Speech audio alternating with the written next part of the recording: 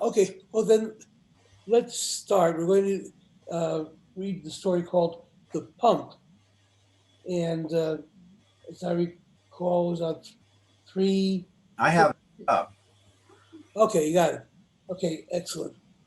Oh, 352. All right, so let's say the bracha. Baruch atah Adonai Eloheinu melech haolam asher kitshanu mitzvotav v'tzivanu la'asot divrei Torah. Amen. All right, so it's not a long story. Might just need one reader, but I need somebody to start. So, Judith, will you favor us? I will. Oh, hi, Kellen. Oh, Kellen just joined us. Hi, Kellen. Okay, once some of Reb Nachman's Hasidim were speaking about someone who had gone to one of the large non-Jewish cities and ended up staying there a long time in the hopes soon he would accomplish his goal. This was an ongoing story, which is why he was still there. The Rebbe commented about this, that that is what usually happens in such situations. One thinks, now I will succeed, and later, now I will succeed, and this goes on indefinitely. Then he told the following story. There was once a person who did not accept the common belief in the existence of evil spirits and their powers to mislead people, nor did he believe Thank you. that the many stories told about this. One evening, one such evil spirit, came to his door in the form of a man and called him outside. When he was outside, the Letz showed him a beautiful horse for sale. Looking it over, he saw that indeed it was a very beautiful horse. How much do you want for it? He asked. 4 rubles, said Letz. The man realized the horse was easily worth 8. For it was a choice top-rate horse. So he purchased the horse for 4 rubles and considered it a great deal. The next day he took the horse out to sell. Buyers came along and outbid each other, and he thought to himself, if they're willing to pay so much for it, it must be worth double. So he turned down their offers and took the horse elsewhere. Buyers willingly agreed to his price, which was double his purchase price. But he said to himself, it must be worth even double that. Whoa. um, Whoops, I think we went, double that amount. He continued taking the horse onward and until the price had reached into the thousands, but he turned down all the offers. For the more willing buyers were willing to pay for it, the more he thought to himself, it must be worth twice as much. Eventually, there was no one who could afford that amount beside the king. So he took the horse to the king, and the king was willing to pay a huge amount for everyone coveted this horse, but he would not sell it to the king either, saying it must be worth more. Thus, even the king was unable to buy it. He then took leave of the king and brought the horse to drink from a water pump. The horse suddenly jumped into the pump and disappeared. It appeared to him as such. The entire incident was the work of the Letz. He began to scream. People gathered around in response to his screaming and asked him, why are you screaming? Upon telling him that the horse had jumped into the pump, they thrashed him soundly, assumed he was crazy. How can a horse jump into the narrow mouth of a pump? Realizing that they were beating him because they considered him crazy, he decided to leave. But as he was leaving, the horse began to stick his head out of the pump, and he again began to scream, ah, do you see? Since it appeared to him that the horse was there.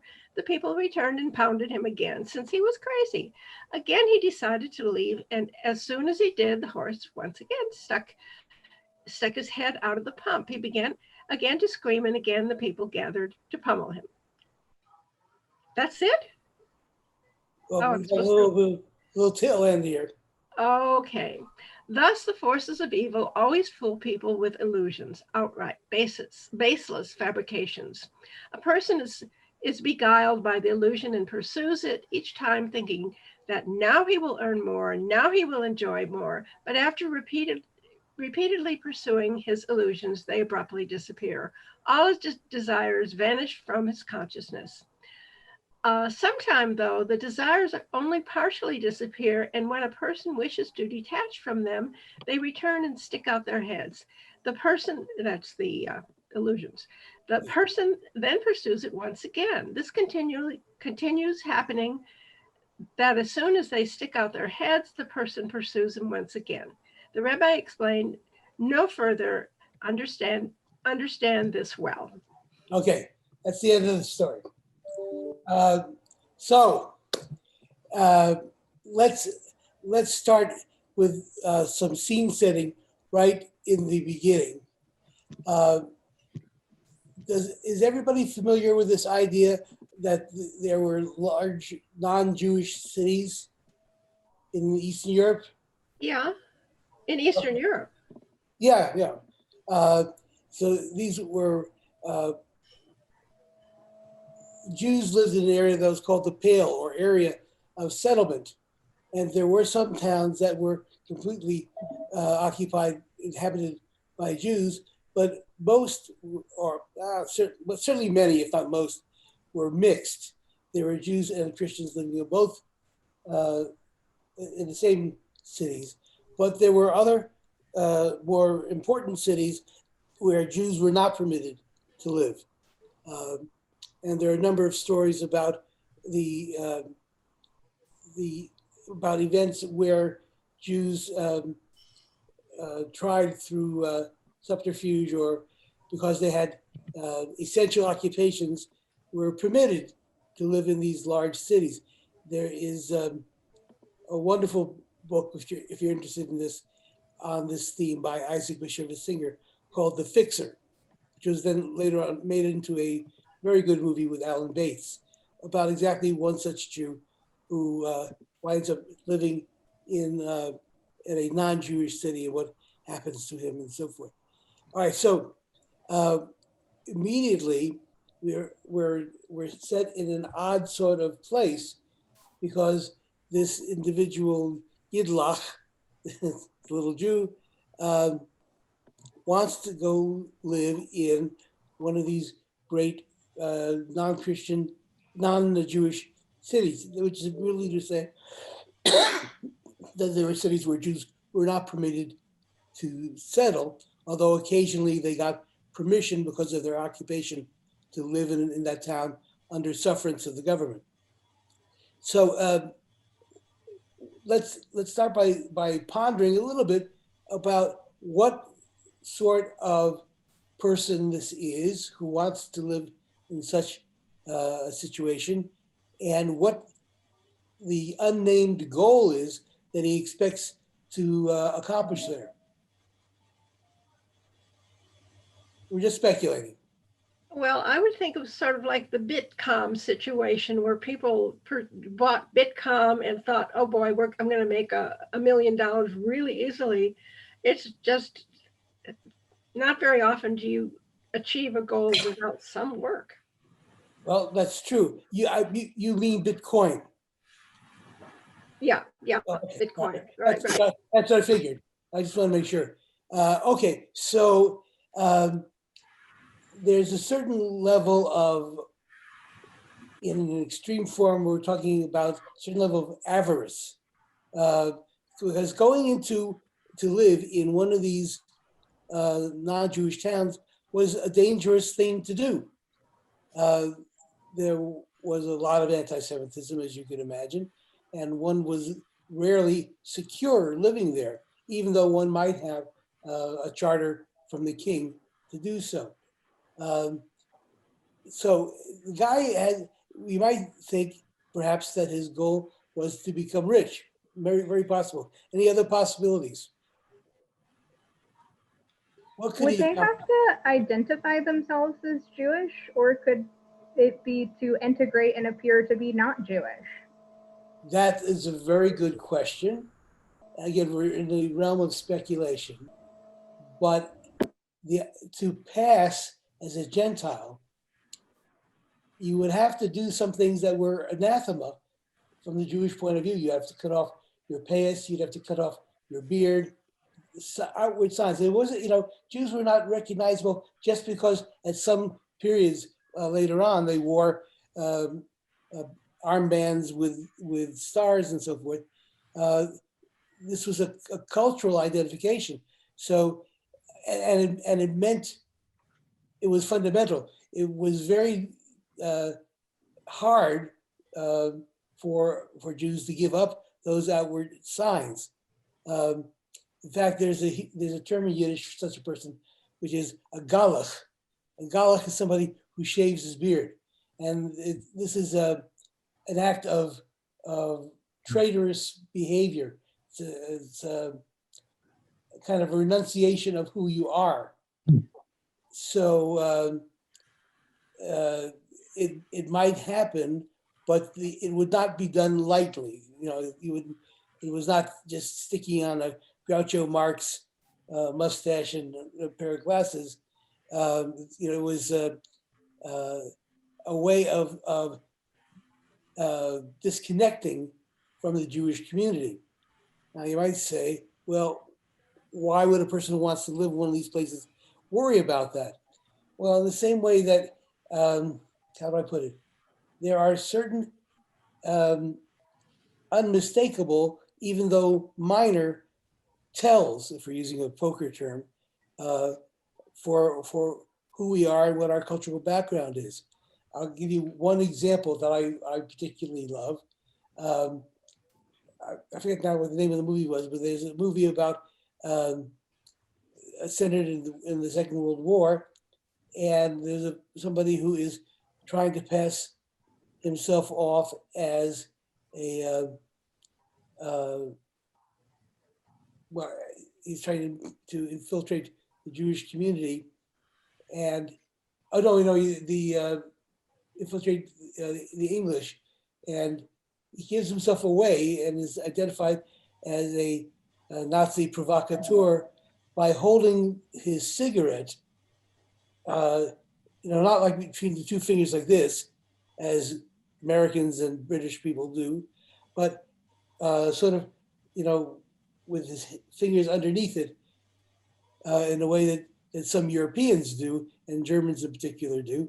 And so he was identified by that little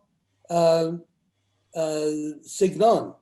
So there are all sorts of ways in which we identify ourselves without necessarily being engaged in a major deception, but people notice these things and so on. There are also movies about set in the Second World War, somebody is posing as an American soldier and they get asked, who won the World Series in 1932? Or some such question, and they don't know the answer and reveal themselves to be a spy. Okay, because any red-blooded American male would know who won the World Series in 1932. I don't remember, it was before my time. But you get the point. So it would be very difficult, both from the standpoint of outward appearance and from the standpoint of what it would mean internally to the person himself, to sufficiently hide so they would not be discovered. And of course, those of us who are interested in the Holocaust, from the point of view of what people did who went into hiding, we are quite aware of the many sacrifices they had to make and the self-recriminations they were involved in for doing that. Okay, so there must be something really serious that this person wants to accomplish. The goal must be very, very important. But we are not given any clue as to what that goal might be. So it's we can speculate, and that's often, as we've encountered it, what Scripture does. It does, in the sense that it doesn't really, the justification for the action or the foundation of the story doesn't hinge on exactly what it was he wanted to accomplish, but it was simply that the goal could only be accomplished in this distant and unfamiliar kind of setting. So here's where I want to ask you a question that has to do with how this applies to the Mussar concepts and themes we've been talking about. In what way, what might you say, and again, we're in an area of speculation, that it doesn't, that there are two things going on. What is the specific goal that you have in terms of your own development, and how important it is, or how contingent is it that what we're involved with is changing that particular behavior or understanding, and a more general question of being interested in and available to change in general. Am I being clear? Yep. Yeah, okay. Oh, Michael, there you are. Nice to see your name up in lights there. Right. I still don't see your face, but I will have to suffer. Well, I'm having lunch, so that's why. So do you think I'd be distracted because you're having lunch? It might be distracting for, you know. So in fact, that's exactly the point of that I think you were trying to get at, the whole business of distraction. In a way, I have this little Zen calendar that has a little saying every day. And today's saying is, we live in our description of reality. And it's quoting Gregory Bateson. Oh, he's an English philosopher. Very, Okay. Never very heard of him. interesting fellow. Never heard of him, but I like what he said.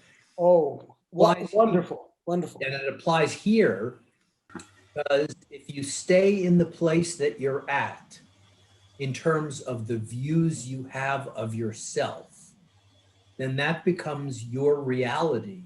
And there's no way that you can ever do a transformation, or at least it is markedly more difficult to do that transformation by staying in that same place. Yeah, I think that's right on the money, Michael. It's easy to get caught up in the details of whatever the behavior is we want to moderate, but we haven't really addressed the question of what draws us to it until we see it in a more general sort of way. It's a forest for the trees kind of situation, So let's say, for example, here's one that I have struggled with over the years. I used to be a very heavy smoker, and I did quit smoking on Rosh Hashanah of 1987, and stopped my after several abortive attempts over the years, and I haven't had a cigarette since 1987.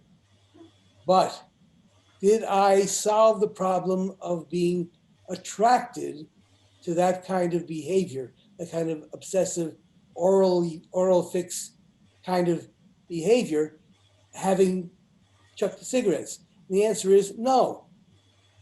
That there's a more general problem that just cutting out the cigarettes didn't solve. Was it a good thing to stop smoking? Of course. But I didn't solve the underlying problem in doing that.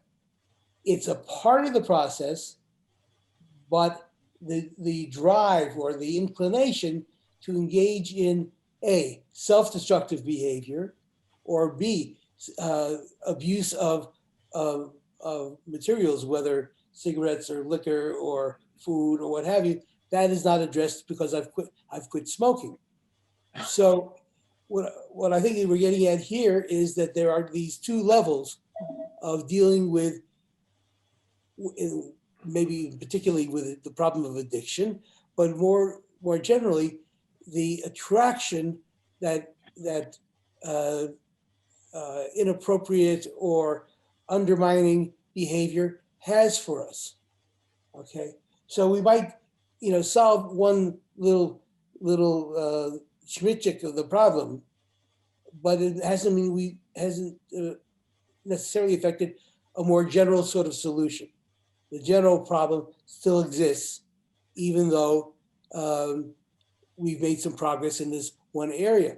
So I think that's why the problem or the goal is not named here, because the story goes after this broader, more inclusive way of thinking about the problem of character and personality. So if you are lucky enough to have the help you need and you're able to quit smoking, that's a forward step, but you have not solved the what you might call the underlying problem. Okay, am I being clear about that? Yeah, but so in Buddhism, we really try not to be goal seeking. Goal, because that takes us away from what we're doing at the present moment. And Okay.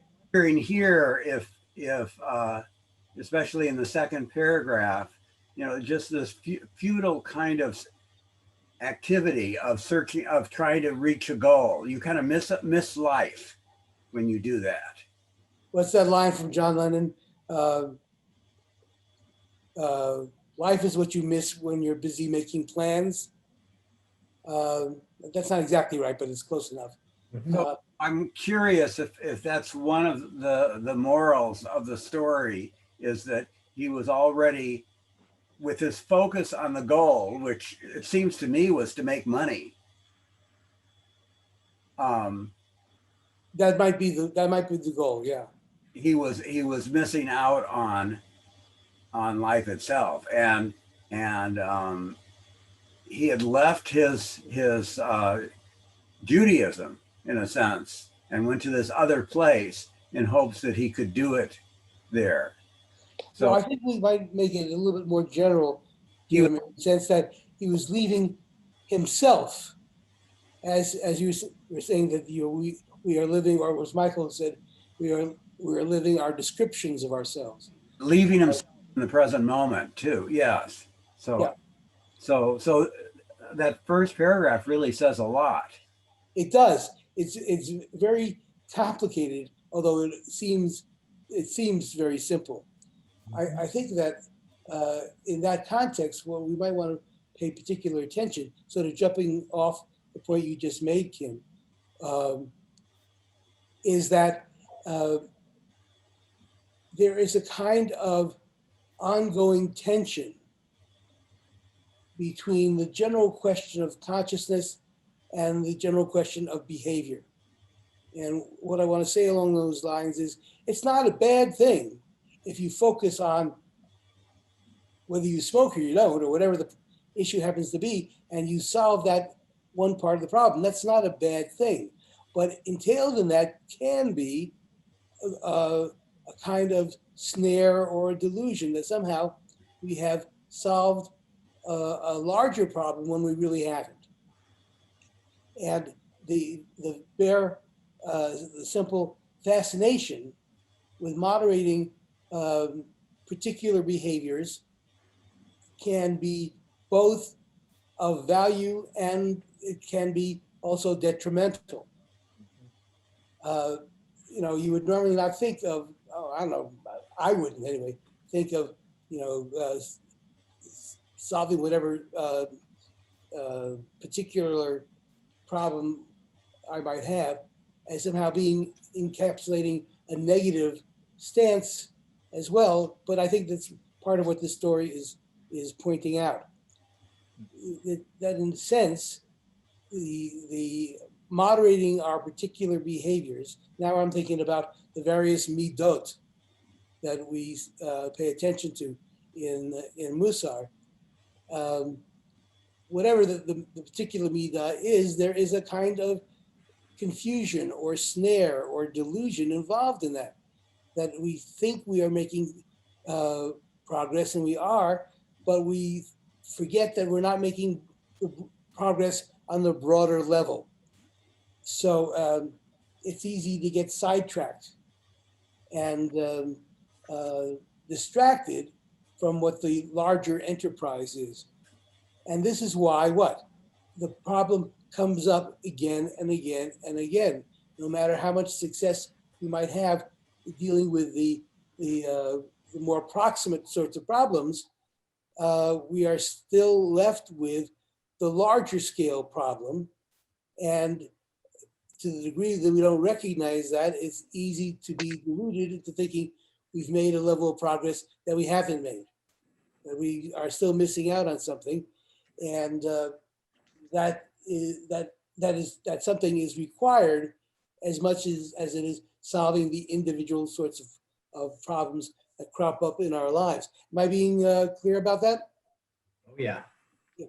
Okay, so there's more that we could say about this, but we're going to move on for a little bit. So let's talk about the next section of the story, which is quite surprising, it seems to me. There was a person who did not accept the common belief in the existence of evil spirits and their powers to mislead people, nor did he believe that the many stories told about that. All right, so now I am going to go out on a limb and say that I think most of us don't believe in evil spirits anymore. Okay, what? We're all on the same limb with you. Okay.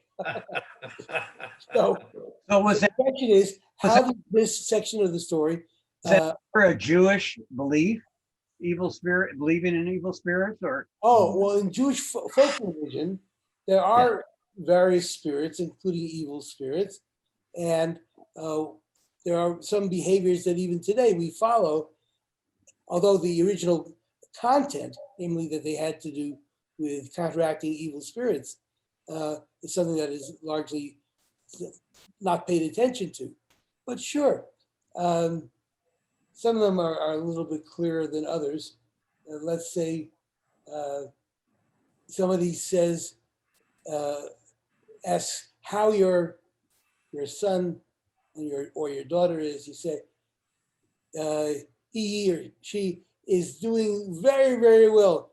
Kenahara.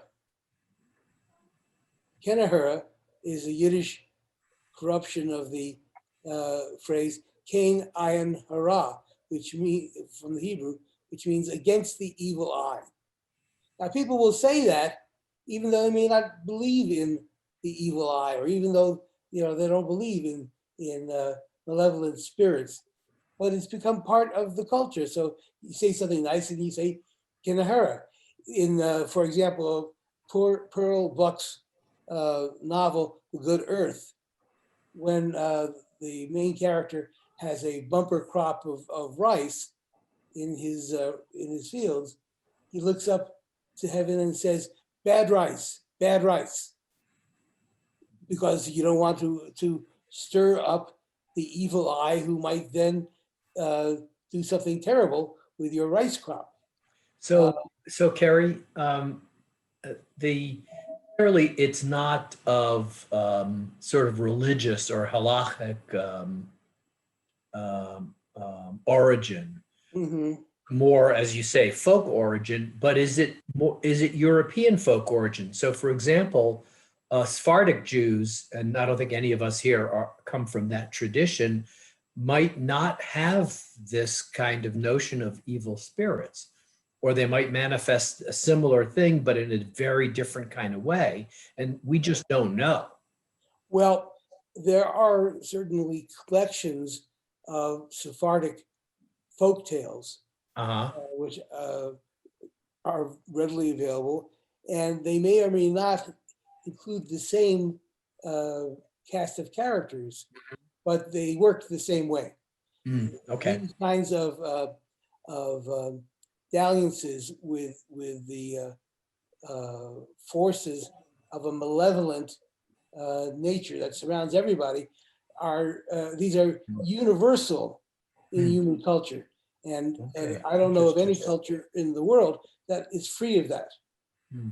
And they may vary, they may borrow from each other too, but there are stories of this of all kinds within many different cultures, including different segments of the Jewish people. Okay, thank you. Sure. Yeah, So having said Judith, that, Judith sorry, has go her ahead. hand up. Judith has her hand up. Oh, Judith, I'm sorry. Isn't- You know, I can only see one person for some reason. I Well, guess I'm Oh, not in the gallery. Well, my hand up is the symbol of what I want to talk about, and that's the hand. The The yad, hand in the East is both Arab and Jewish, isn't it? yes, As far as warding off the evil eye. Mm. yes, yes. There are many examples of things that are done to ward off the evil eye, and wearing of an amulet, particularly in the one that is shaped like a hand, which almost always, as far as I'm aware, has a precious or semi-precious stone in the center of the palm, so that it actually kind of looks like an eye. Mhm. That's well known. I sometimes find it problematic because it is not originally a Jewish symbol at all. It comes from Arab culture. And why it gets adopted is hard to say. I think mostly because Israel is plunked down in the middle of a sea of Arab culture, and this is an example of syncretism. You're neglecting another potentially important reason. Okay, Maybe what's it that? worked. I'm sorry, what? Maybe it worked. Well, you know that you're right. I was neglecting that, and I'm Michael, so you glad just you go pointed on it out. believing that, right? Well, you know, it's so interesting the way in which people in all cultures are superstitious in some way. Oh, I'm sorry. And I believe in My aliens husband is too. calling. I need to answer the phone and tell him when we can talk later. Give me a couple of minutes. Oh, this sounds like Halloween. Hello. It's just aliens, Judith. Yes. Hi. here, I'm going to mute Kerry. I'm Yes, fine. that's a Nicole. good idea. Thank you, Kim. I'm half Sephardic, Michael, because my dad's from Beirut, but they think the family was from Spain originally. Hmm. But Left half or right half, Kim? what? Left half or right half? What half? Sephardic. My father. No, No. never mind. Never mind. It's Okay. okay. But it's Kerry's talking here, trying to. oh, okay. That was quick. Yeah. He's still muted. Okay, you can unmute now, Kerry. Kerry, you need to there. Here you go. All right. Thank you. Kim muted you while you were on your phone so that we could continue talking. I'm so glad you did that. Thank you. A lot of progress. Okay. All right. So catch me up, please. Oh, I was just saying that half of my father was Sephardic, Oh. but Okay. also I was thinking how my parents did not believe in evil at all. There was never, Uh-huh. and also associating how many people think about Trump as being evil. Well, he's the exception that proves the rule, isn't he? I Right. mean, He's people are Voldemort. not basically evil, except for him. I don't would have called him evil. I don't think they would have, because they didn't believe in that. They, misguided certainly, but not evil. Yeah. But Well, I understand that point of view, and I don't like thinking about people or things being evil. But sometimes that conclusion is inescapable. When I think about Hitler, Mhm. I have a hard time excluding the possibility that he was the manifestation of evil. Yeah. Can I prove this? Well, no, I can't. But I've read so many different accounts trying to answer the question, why did Hitler do what he did? Why did Hitler believe what he believed, and so forth? And there are millions of different explanations. But in the end, what it comes down to is that there is a kind of perversity about his behavior and his attitude and his values that you can't explain by saying he had a bad childhood, or he hated Jews because the doctor who treated his mother's cancer with iodine was Jewish. I mean, there are all sorts of ways in which this is explained. None of them seems exactly satisfactory to me. I have to admit that's a failing on my part. But he may be the only example of that, but there might be a few others that are. I missed when we read the story originally that the person, the person who brought the horse was an evil spirit. Oh, yeah. But Yeah, so this is part of the delusion, yes. assume that evil spirit, that everything an evil spirit does is evil. Well, I think that what's being said here is that, yes, on a direct practical level, that is true. But as it turns out, as we read this story, there is something that is learned from this evil behavior, which is itself not evil. So this goes back to the idea, which is very basic in Judaism, not only in the level of folk traditions, but on the level of rabbinic Judaism, that we have, all of us within ourselves, a Yetzer Ra, an inclination, is usually translated as the evil inclination. I like to translate it as the inclination toward evil, to acting in an evil way. And then there's, of course, the Yetzer Tov, which would be the inclination towards good, acting in a good way. And that, insofar as there is a rabbinic psychology, it is that we are, all of us, within ourselves, have these competing urges. The rabbis, however, do not say that the solution to this is to somehow, through some rigorous discipline or through prayer or whatever, to destroy or to cause to vanish the Yetzer Ra, the inclination to evil. Their point is rather different, that the inclination towards evil has value in and of itself because it points us in certain directions. So, for example, among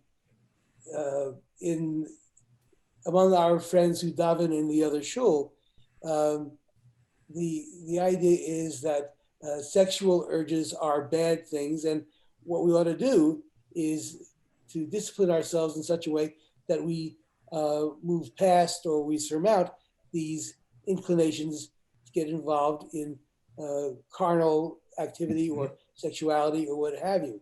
The idea is to somehow counteract them, to banish them. Jewish point of view is not to do that, but to rechannel them, to redirect them in ways that are more positive.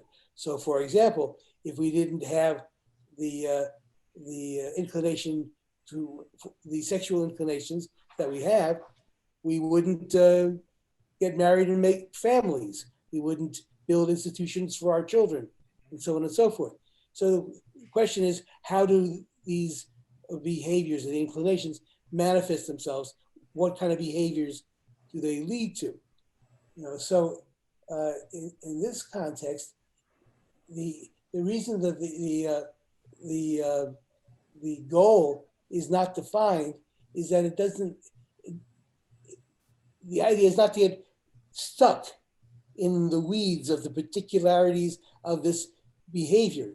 It's to look at it more broadly, and to say, what use can be made, what kind of value can there be in these behaviors, which we, after all, have. They're part of who we are. They're part of who we are as a human being. You can cut off your payas and your beard and not wear your tzitzit and so on and so forth, and you might pass as a Gentile, but what you can't do is simply say, I am going to ignore the fact that I have this inclination or that inclination or the other inclination. I'm sort of going to,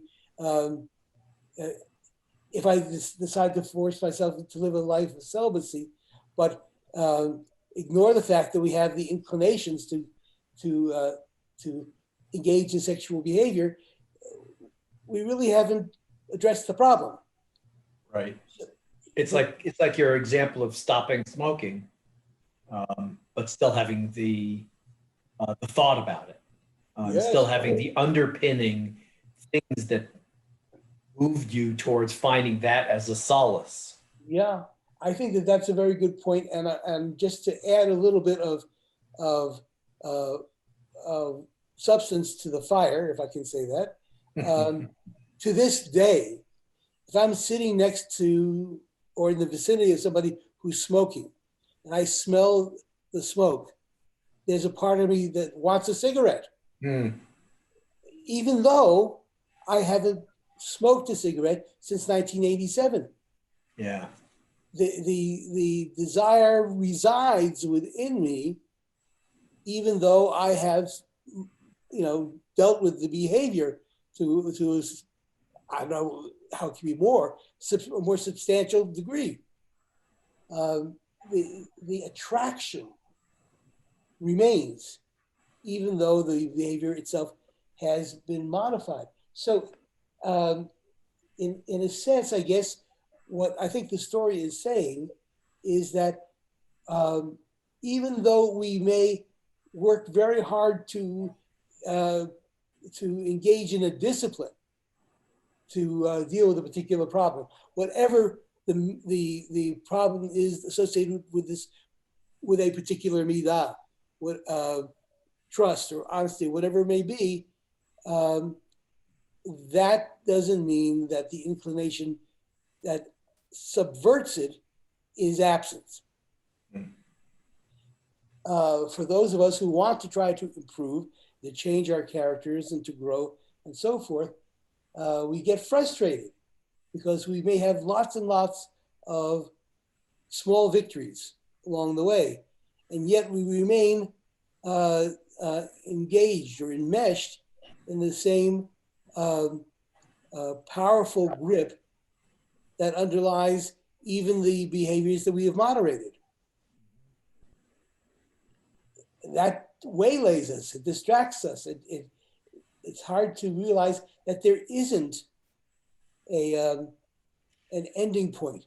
So in some ways, the behavior that we're trying to modify, or in the case of the midot, characteristic of ourselves, yeah, to modify, was formed earlier in our lives for a good purpose.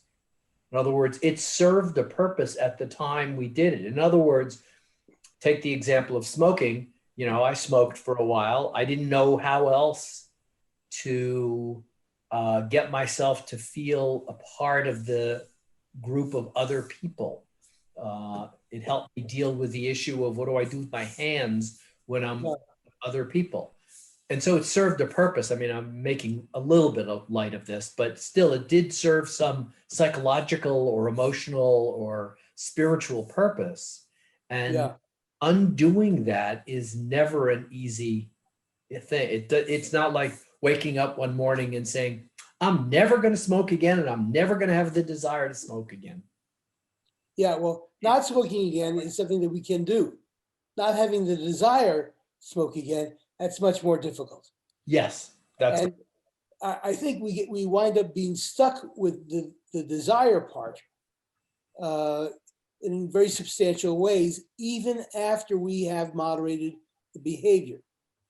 And that's, I think, a source of confusion and frustration to those of us who are trying to work on self-improvement, on growth.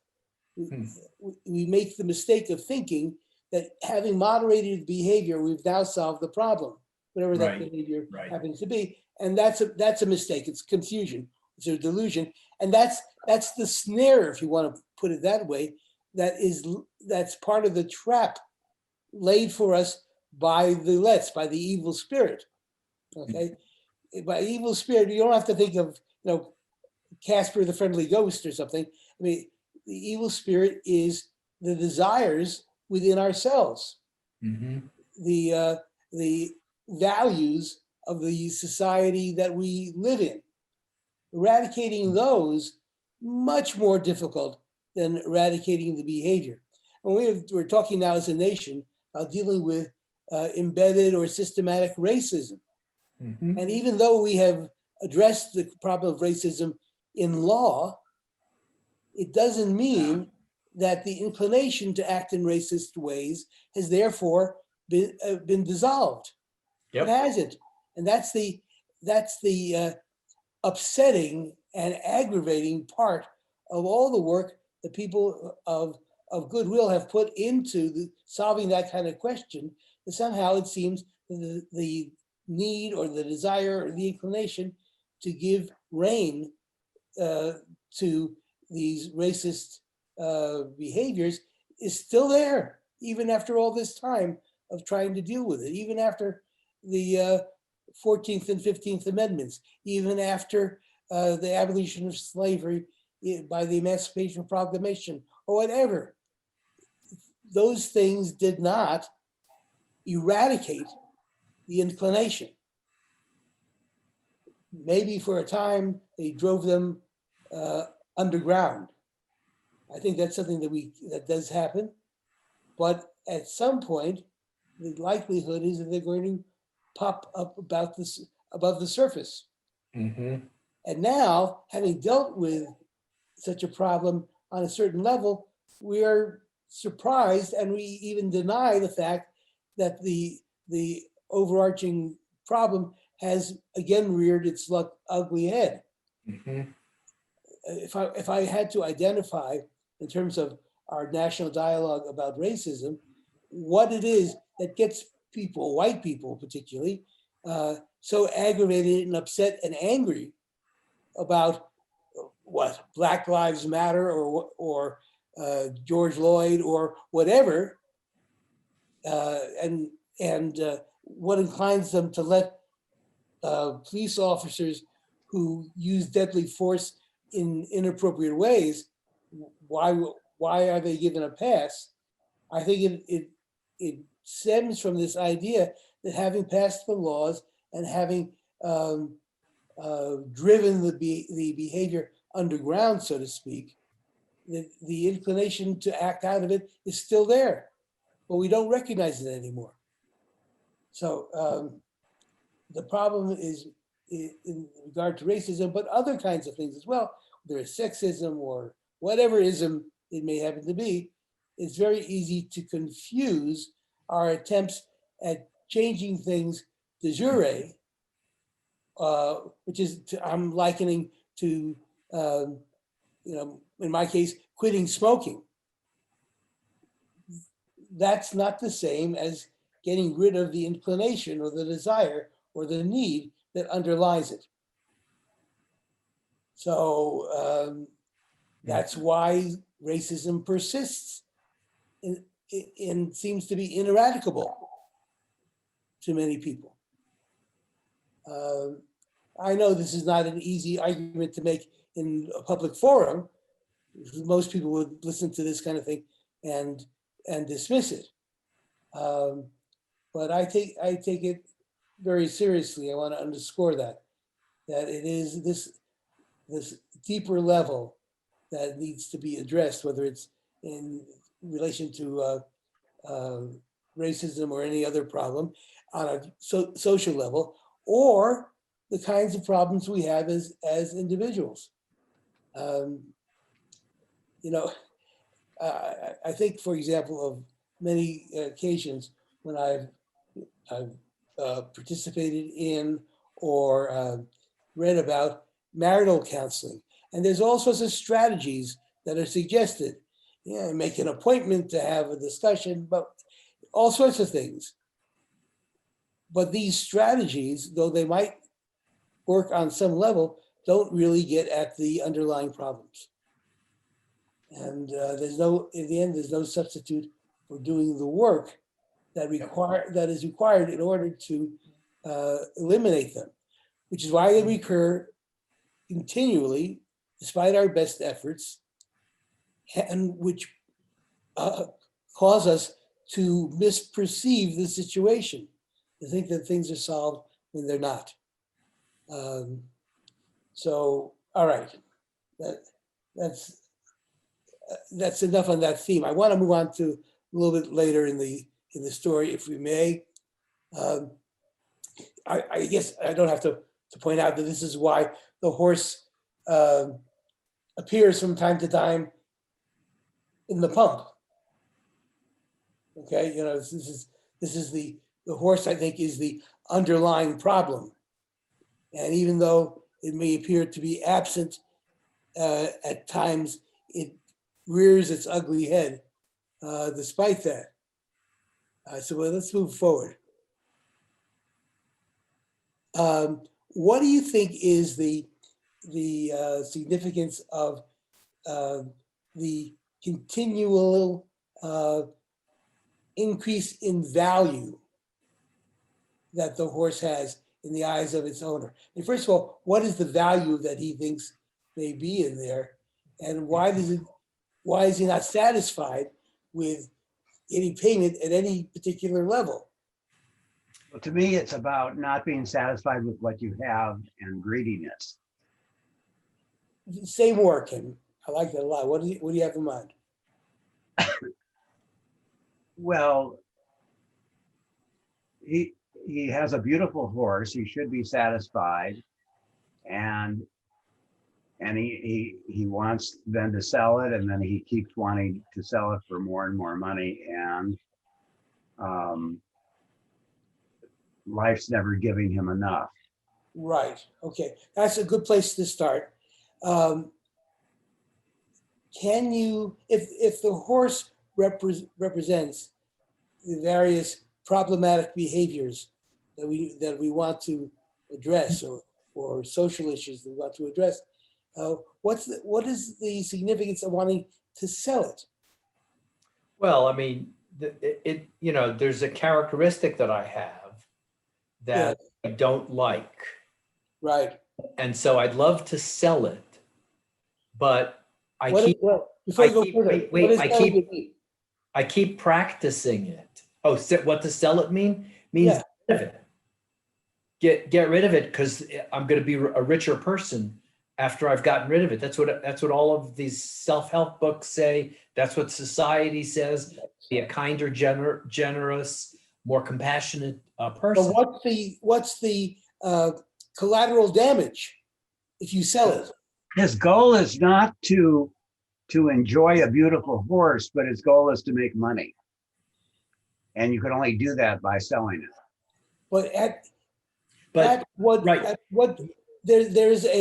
There is some detritus. There is some collateral damage in the selling of this particular behavior of the horse. Well, for the behavior, as I said before, it's something that has served me well. It has kept me safe in a certain way, and I am really frightened to let go of it. And even more than that, I've been practicing it for over 10,000 hours, so I am a master of it. Yes. Not that I'm a big advocate of this, but in Est, this is called a racket. All of us have many different rackets. It's how we explain away various behaviors, and particularly seeing some value in them that causes us to hold on to them. Mm-hmm. So yeah, that's a part of what I understand you're saying, Michael. But if I have a horse which represents some kind of negative or evil or whatever behavior, mm-hmm. What am I countenancing by selling it to somebody? What are you? I missed a word. What are you? What? What am I countenancing Or what am I willing to accept if I'm going to sell it to somebody? Is it a good thing if I sell it to somebody? Not from my point of view of making money. Okay, I understand that. But from the impact that the other person who buys it has. Well, his worry is that he's not going to sell it for enough, that he's going to get screwed. Yes. But even if he were to sell it because he finally thinks he got enough money. Well, he did from the king. Right. So is that defensible? I'd give it to God. Well, maybe, yeah, all right. If I hand over the horse to somebody else, whether I've gotten my price or I haven't gotten my price, what I've done is I've transferred the problem that I have to somebody else. I've now made it their problem. It was an I have catered to their desire to participate in and live within the orbit of the same problem I've regarded as something I wanted to get rid of for myself. the horse was evil. Well, it's the evil behavior or the negligent behavior, and somehow I think it's a solution if I get rid of it for myself. But it's not a problem if I give it to somebody else. Isn't that like dealing with your shadow? I mean, Okay, say more. We're in the area of Carl Jung, and I will keep my critiques of Carl Jung to myself because I think this is an interesting idea. So what do you mean by shadow, Judith? well, it's a trait in yourself that is not really a positive trait. And somewhere inside of you, you know that. And so you project that trait onto somebody else and say that person has that trait, but I don't. It's just it's somebody else's. I've gotten rid of it. Yeah, mistakenly you think you have gotten rid of it, but even if you think you've gotten rid of it, the cost of getting rid of it, no matter what price you receive in return, is that you have transmitted that same behavior to somebody else. And you really can't get rid of your shadow. I mean, it's No, part of you. that's Oh, right. Kerry, I don't know if you're a fan of Douglas Adams and I'm Hitchhiker's not really familiar with them. Right. So it's a bunch of spoofs, and this one character has on a pair of glasses that are called the "Not My Problem" glasses. So when something evil comes along, he simply puts them on. That's not my problem. It's I like it. that. Douglas Adams. I'll have to look him up, Michael. Well, Thank you yes. very much. Unfortunately, he died young and wrote some hilarious literature. So, Well, I will see if I can come across some of it and look at it. It sounds really intriguing. Well, there's more that can be said about this, of course, as is always the case, but we're at 1 o'clock. And so we're going to need to bring this discussion to a close. I hope you've enjoyed the talk today, and we'll see each other next week. And meanwhile, Shabbat Shalom to everybody. Shabbat Shalom.